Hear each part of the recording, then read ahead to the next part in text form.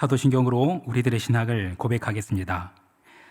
전능하사 천지를 만드신 하나님 아버지를 내가 믿사오며 그 외아들 우리 주 예수 그리스도를 믿사오니 이는 성령으로 잉태하사 동정녀 마리아에게 나시고 본디오 빌라도에게 고난을 받으사 십자가에 못 박혀 죽으시고 장사한 지 사흘 만에 죽은 자 가운데서 다시 살아나시며 하늘에 오르사 전능하신 하나님 우편에 앉아 계시다가 저리로서 산자와 죽은 자를 심판하러 오시리라.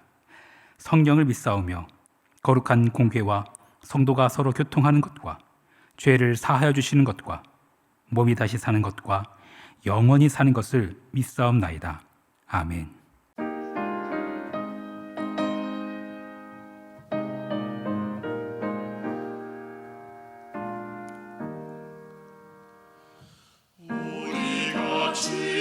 지금은 나그네 되어도 화려한 천국에 맞아 나가리니 이 세상 있을 때 주 예수 위하여 끝까지 힘써 일하세. 주 내게 부탁하시니 천사도 응모하겠네.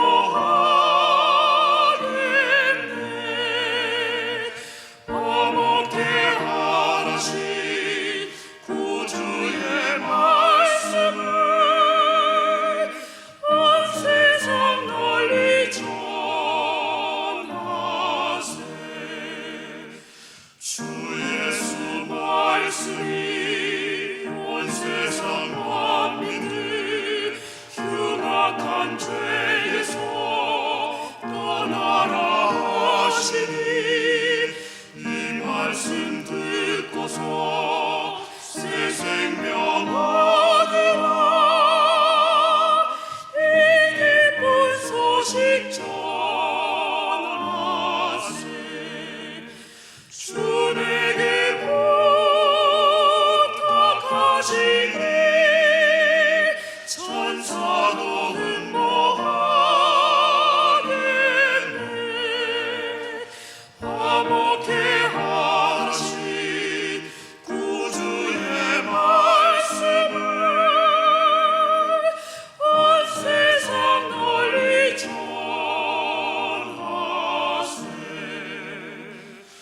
영생의 복락과 천국에 갈 길을 만백성 알도록 나가서 전하세. 주 예수 말씀이 이 복음 전하라. 우리에게 부탁하셨네. 주 내게 부탁하시니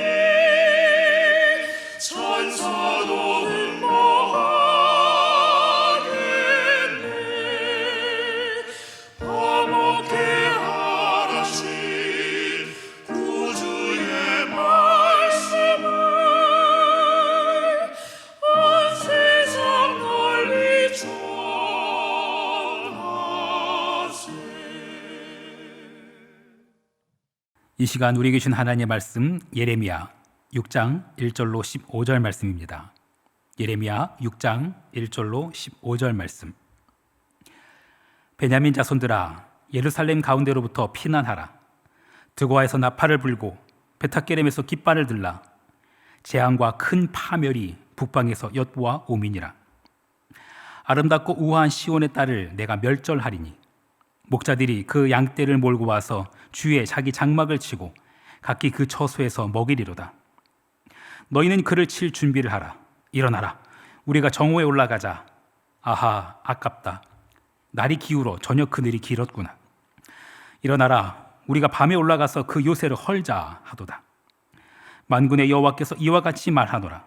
너희는 나무를 베어서 예루살렘을 향하여 목책을 만들라. 이는 벌받을 성이라. 그 중에는 오직 포악한 것뿐이니라. 샘이 그 물을 솟구쳐냄 같이 그가 그 악을 드러내니 폭력과 탈취가 거기에서 들리며 질병과 살상이 내 앞에 계속하느니라. 예루살렘아, 너는 훈계를 받으라. 그리하지 아니하면 내 마음이 너를 싫어하고 너를 황폐하게 하여 주민이 없는 땅으로 만들리라. 만군의 여호와께서 이와 같이 말씀하시되 포도를 따듯이 그들이 이스라엘의 남은 자를 말갛게 죽으리라. 너는 포도 따는 자처럼 내 손을 광주리에 자주자주 놀리라 하시나니 내가 누구에게 말하며 누구에게 경책하여 듣게 할꼬. 보라, 그 귀가 할례를 받지 못하였으므로 듣지 못하는도다. 보라, 여호와의 말씀을 그들이 자신들에게 욕으로 여기고 이를 즐겨하지 아니하니 그러므로 여호와의 분노가 내게 가득하여 참기 어렵도다. 그것을 거리에 있는 아이들과 모인 청년들에게 부으리니 남편과 아내와 나이든 사람과 늙은이가 다 잡히리로다. 내가 그 땅 주민에게 내 손을 펼 것인즉 그들의 집과 밭과 아내가 타인의 소유로 이전되리라. 여호와의 말씀이니라. 이는 그들이 가장 작은 자로부터 큰 자까지 다 탐욕을 부리며 선지자로부터 제사장까지 다 거짓을 행함이라. 그들이 내 백성의 상처를 가볍게 여기면서 말하기를 평강하다 평강하다 하나 평강이 없도다. 그들이 가증한 일을 행할 때 부끄러워하였느냐? 아니라 조금도 부끄러워하지 아니할 뿐 아니라 얼굴도 붉어지지 않았느니라. 그러므로 그들이 엎드러지는 자와 함께 엎드러질 것이라. 내가 그들을 벌하리니 그때 그들이 거꾸러지리라. 여호와의 말씀이니라. 아멘. 잠시 기도하겠습니다. 주여, 내게 부탁하신 일 천사도 흠모하겠네. 화목해 하라신 구주의 말씀을 온 세상 널리 전하세. 하나님, 오늘도 우리를 부르신 하나님의 부르심에 순종하는 자들 되게 하여 주옵소서. 우리를 부르시고 우리에게 부탁하신 일, 서로 사랑하고 화목하라는 그 사명을 이뤄내는 하루가 되게 하여 주옵소서. 우리는 나그네 인생이며 이 세상이 나의 집이 아니라 영원한 집, 곧 손으로 지은 집이 아닌 하늘의 집이 있음을 바라보며 이 세상에 욕심내지 않고 이 세상에 소망 두지 않고 오직 하나님 나라를 소망하며 하나님 나라 백성으로서의 사명을 감당하게 하여 주옵소서. 우리와 언제나 함께 하시는 예수 그리스도의 이름으로 기도합니다. 아멘. 사극에 보면은 그런 장면 종종 등장합니다. 사또가 죄인을 불러놓고 이렇게 추궁하는 거예요. 네 죄를 내가 알렸다. 그럽니다. 그러면은 죄가 없다고 하면은 어떻게 하죠? 그러면 죄를 벌할 수 없어요. 죄가 드러나면 그때 벌 받게 되는 거죠. 죄가 없는데 막 매질하고 막 그렇게 하는 거는 추궁하는 게 아니라 그건 고문하는 거죠. 그건 불법입니다. 자녀를 훈육할 때도 그렇지 않습니까? 아직 자기가 한 행동이 왜 잘못인지 모르는 아이예요. 그런데 벌을 줄 수는 없어요. 네가 무슨 짓을 저지른 건지, 그게 왜 죄가 되는지 알려줘야 하는 거예요. 죄를 깨닫고 뉘우쳐야 그래야 온전히 벌을 줄 수 있죠. 오늘 우리가 읽은 본문 예레미야 6장에 보면은 재앙, 파멸, 멸절, 그 요새를 헐자 이런 표현들이 등장합니다. 과격한 표현이죠. 무서운 말들입니다. 사랑의 하나님께서 왜 이런 말들을 쏟아 놓으실까요? 예루살렘은 무슨 죄를 지은 걸까요?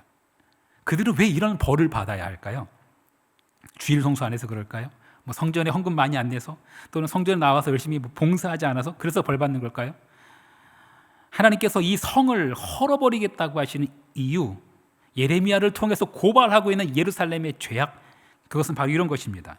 예레미야 6장 7절 말씀. 샘이 그 물을 솟구쳐낸 같이 그가 그 악을 드러내니 폭력과 탈취가 거기에서 들리며 질병과 살상이 내 앞에 계속하느니라.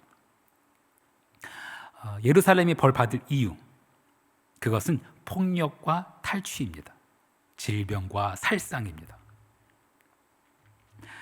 성전에 드린 예물이 부족해서 그런 거 아닙니다. 성전을 깨끗하게 관리하지 않아서 그런 것도 아닙니다. 백성들의 삶 속에서, 교회가 아니라 성전이 아니라 백성들의 삶 속에서, 그들의 일상 속에서 폭력과 탈취가 난무했던 것입니다. 권력이 있고 돈이 있는 사람들은 의료진 혜택을 충분히 받았을지 모르지만 가난한 자들은 질병에 노출되어 있는 겁니다. 심지어 생명이 위태로워도 말이죠. 그 질병과 살상이 내 앞에 계속되느니라. 그렇게 폭력과 탈취, 질병과 살상이 예루살렘에 가득했어요. 그것이 예루살렘의 죄악이었습니다. 성전에 나와서 성전에서 거기서 아무리 제사 드리고 뭐 봉헌물을 올려드리고 그렇게 해도 성전 밖 그들의 일상에서 폭력과 탈취가 솟구치고 있다면 하나님께서는 그 성을 멸하실 겁니다. 조금 더 들어가 볼까요? 6장 13절과 14절을 읽어보겠습니다. 이는 그들이 가장 작은 자로부터 큰 자까지 다 탐욕을 부리며 선지자로부터 제사장까지 다 거짓을 행함이라. 그들이 내 백성의 상처를 가볍게 여기면서 말하기를 평강하다 평강하다 하나 평강이 없도다. 예루살렘 성이 벌받는 이유, 그들의 죄악, 그것은 탐욕과 거짓입니다. 특별히 지도자들의 죄악, 그것은 백성들의 상처를 가볍게 여긴 것이라고 성경은 고발하고 있습니다. 자기 배만 채우려는 그 탐욕 때문에 백성의 상처는 보이지 않는 거예요. 심지어 그 백성에게서, 그 연약하고 가난한 백성에게서 착취하고 자기의 탐욕을 채우기 위해서 거짓말도 서슴지 않았던 거예요. 백성의 상처로 인해서 백성들이 그 상처로 인해서 고통하고 있는데 괜찮다, 괜찮아, 평강하다, 평강하다 말하는 겁니다. 백성들은 죽겠다고 곡소리를 내는데도 정작 지도자들은 우리는 선택받은 민족이야, 하나님 우리에게 평강을 주실 거야, 이렇게 말하고 있는 거예요. 오늘날 우리나라의 모습은 다른가요? 폭력, 탈취, 그것이 솟구치고 백성의 상처를 가볍게 여기는 일, 오늘날 우리나라에는 없습니까? 얼마 전 대통령께서 신임 차관을 임명하면서 이권 카르텔을 무너뜨릴 것을 당부했습니다. 정말 꼭 그렇게 되었으면 좋겠습니다. 대통령께서 그렇게까지 이야기하시는 이유는 뭘까요? 그만큼 이 사회에 이권 카르텔이 견고한 거예요. 폭력, 탈취, 이런 것들이 난무하는 겁니다. 우리나라의 속사를 좀 들여다볼까요? 자살률, 노인 빈곤율, 이런 것들이 1위를 기록하고 있어요. 출산율은 최저이고요. 심지어 청소년들에게도 마약이 스며들어가고 있대요. 청년들은 결혼, 출산에 이어 자기 꿈까지 포기하는 N포 세대라고 불려지고 있어요. 세대 갈등, 지역 갈등, 이념 갈등, 이런 것들은 갈수록 심각해지고 빈익빈 부익부, 양극화는 더욱 심각해져 가고 있습니다. 우리나라 평강한가요? 평강하다, 평강하다 말해야 할까요? 여러분, 우리에게 필요한 것은 뭘까요? 정말 나라와 민족을 위해서 기도할 때 우리는 어떤 기도를 해야 할까요? 지도자들은 어떤 지도자들이 되어야 할까요? 경제의 부흥을 이뤄내는 지도자? 튼튼한 안보를 이뤄내는 지도자?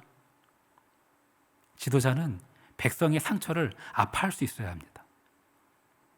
작은 상처라도 세심하게 살필 수 있어야 합니다. 그게 성경이 말하는 지도자의 모습입니다. 우리는요, 서로 같은 마음을 품고 서로를 불쌍히 여기며 서로를 품어줘야 합니다.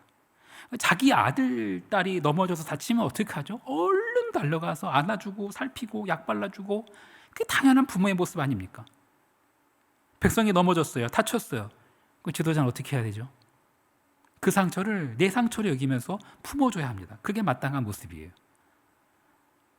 하나님께서 예루살렘 성을 멸하시겠다고 하는 이유, 예레미야를 통해서 경고하고 있는 이스라엘의 죄악, 그것은요 폭력과 탈취였어요. 거짓 평강이었어요. 탐욕에 취해서 백성들의 상처를 가볍게 여기는 것이었어요. 그 죄악에서 돌이키지 않으면 하나님께서는 그 성을 멸하겠다라고 말씀하고 계세요. 성경은 우리에게 이렇게 말합니다. 베드로서를 읽어볼까요? 베드로전서 3장 8절로 9절 말씀. 마지막으로 말하노니 너희가 다 마음을 같이하여 동정하며 형제를 사랑하며 불쌍히 여기며 겸손하며 악을 악으로 욕을 욕으로 갚지 말고 도리어 복을 빌라. 이를 위하여 너희가 부르심을 받았으니 이는 복을 이어받게 하려 하심이라. 복을 이어받으려면, 계속해서 복 받는 나라가 되려면 우리는 모두 다 마음을 같이 해야 해요. 같은 마음을 품어야 돼요. 동정해야 돼요. 형제를 사랑하며 불쌍히 여기며 겸손해야 돼요. 악을 악으로 갚지 말고 욕을 욕으로 갚지 말아야 해요. 그래야 이 나라가 계속해서 복을 이어받는 나라가 될 것입니다. 마음을 같이 하는 것, 동정하는 것, 그것이 하나님 아버지께서 우리를 부르신 부르심의 목적이다라고 베드로전서는 말합니다. 우리의 사명은요, 상처받은 자들과 같이 아파하는 거예요. 괴로워하는 자들과 같이 괴로워하는 거예요. 그 상처를 가볍게 여기면 안 돼요. 뭐 그런 거 가지고 그렇게 야단법석이냐고. 그냥 참으라고. 그 대를 위해서 소 희생하는 건 그건 어쩔 수 없는 거라고. 여러분, 그렇게 말하면 안 됩니다. 마음을 같이 하고 동정하면서 그 형제를 사랑하고 불쌍히 여겨야 합니다. 그게 성경이 말하는 부르심을 받은 자들의 마땅한 모습이에요. 동정받지 못할 만큼 완악한 사람 없습니다. 동정이 필요 없을 만큼 연약하지 않은 사람도 없습니다.